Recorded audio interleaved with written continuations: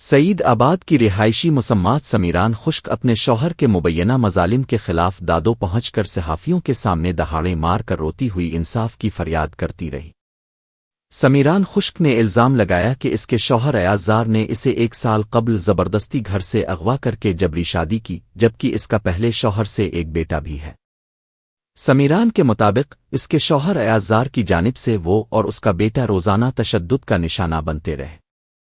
خاتون نے بتایا کہ وہ کئی مرتبہ تشدد سے تنگ آ کر گھر سے بھاگنے کی کوشش کرتی رہی، لیکن اسے ہمیشہ کمرے میں بند کر دیا جاتا تھا۔ مسمات سمیران خشک نے مزید الزام لگایا کہ اس کے دیور علی نواز، راجہ فراز اور جاوید بھی اس کے شوہر کے ساتھ مل کر اس پر روزانہ ظلم و تشدد کرتے تھے۔ اس نے دعویٰ کیا کہ اس کا شوہر شراب نوشی کا عادی ہے اور نشے کی حالت میں اسے اور اس کے بیٹے کو بدترین مارپیٹ کا نشانہ بناتا تھا۔ متاثرہ خاتون نے حکام سے مطالبہ کیا کہ اس کے شوہر اور دیگر نامزد افراد کے خلاف مقدمہ درج کر کے اسے انصاف فراہم کیا جائے۔ اس نے دھمکی دی کہ اگر اسے انصاف نہ ملا تو وہ اپنے بیٹے سمیت دادو سیشن کورٹ کے سامنے خود کو آگ لگا کر خودسوزی کرنے پر مجبور ہوگی۔